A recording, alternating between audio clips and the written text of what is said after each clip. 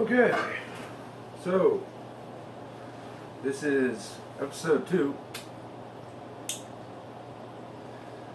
Relaxing with Big Pablo, frag tank conversion. Now, here's what happened. Basically, all the live rock is gone. All the sand is gone. And now we have a sump, which is awesome. I love it. So, what had to happen was everything had to be taken out. The live rock, the sand, and then after that everything was cleaned. Because of my past experiences with slime and various other issues, I basically took everything and threw it out. I decided that on the rebuild of this tank, no more cheap garbage. Everything's got to be good. Just kind of slowly make it the frag tank of my dreams, because if you remember, that's all I ever wanted was a frag tank in the first place. So, the equipment list is as follows. We have an eShops Nano overflow box, which works just fine for what I need it for. I will say, if you don't build a gurgle buster or something like that, it is loud as hell. I mean, it is loud, man. Really loud. It's something you're going to have to do. So you might want to look up on YouTube how to build a Hoffer gurgle buster. Works wonders. In fact, the saltwater tank is actually just as quiet as the fresh because of it. Now, we got the eShops overflow with a custom built Hoffer gurgle buster. The piping, is standard PVC, and just epoxy was used to join it. That's all. And it was left to cure for a couple days, and then it was rinsed out with just a hose, basically. So no problems there. For circulation, we have 2 high-door Corellia 425s. One on each side of the tank. And we have a Reef Octopus hang-on back nano skimmer. And it is absolutely fantastic.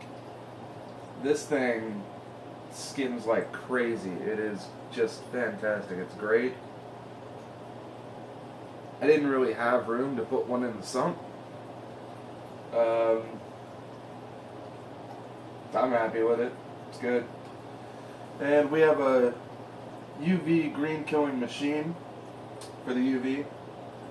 Works really quite fine. The only problem that I have with it is that it's fucking massive. It comes with a big ass box, like an Atari, for instance, and it's got all of these wires and all this shit. Back when I had the Sun, all I had was the unit and a plug.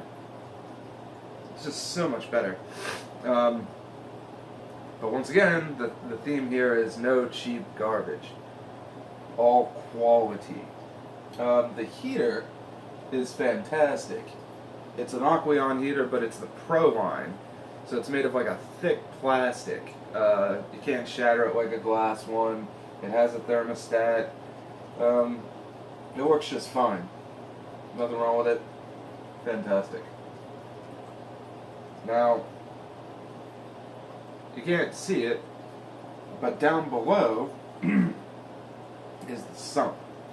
And what we have is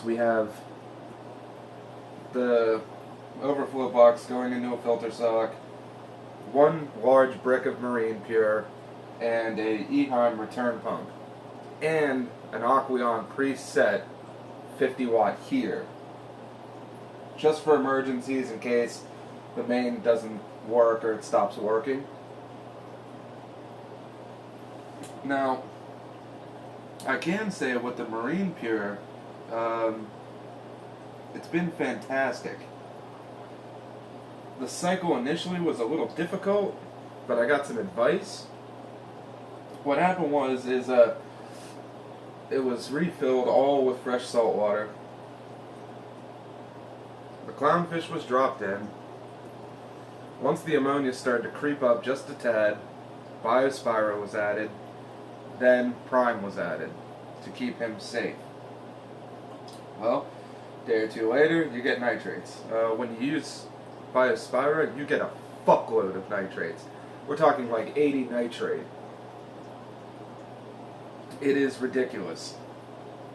So that happened, and then there was the first water change. In the first water change, it was good 80%, but there's still too many nitrates. So you let it sit for longer. Now, the weird thing is every time I've used Biospiro, it's been a great cycle, it's been good, this, that, but I've never done it before where all I was using for biological filtration was a large brick of Marine Pure. In the sump, I had no water movement whatsoever. None. It was just purely, it was still. I actually asked BRS about it in chat. I was like, for some reason, the tank isn't cycling fully. For some odd reason, I still have like this little bit of ammonia, and I don't know why. And they suggested that I take a power head, or a circulation pump, and add some circulation into the sump.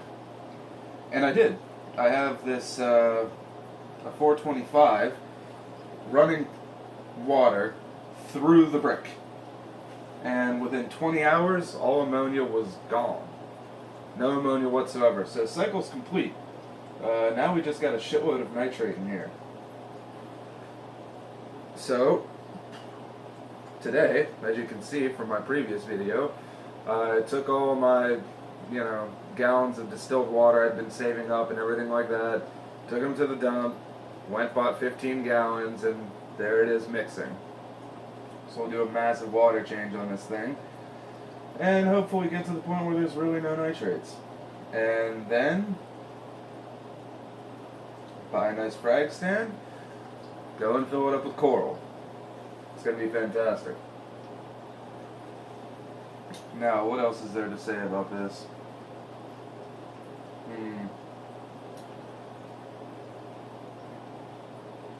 What else is there to say about this? I don't know. I don't have much more to say about it. This is just the process that we're going through here to get this thing to what I want it to be. If anybody has any questions about setup or what I'm doing or what I'm going to add or any plans like that, please ask. I will tell you. Other than that, there's not much else to say. Just became fully cycled. Going to do a massive change. And from then on, we'll have to decide if we need Purigen or if we need Phosguard. And we'll check the general levels and see what we're at. But it should not be bad. It should be pretty good. It's very simple. It's kind of like the Golden Throne, in Warcraft. All this crazy ass equipment basically keeps this thing alive. It's like a beating heart. Oh, and another thing is that mounting the the power strips on the wall, so that way if there is a leak or the siphon stops or something like that, and good 5-10 gallons of salt water goes on the floor, nothing will catch on fire. Because we don't want that.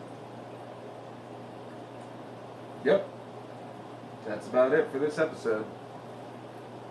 Have a good night.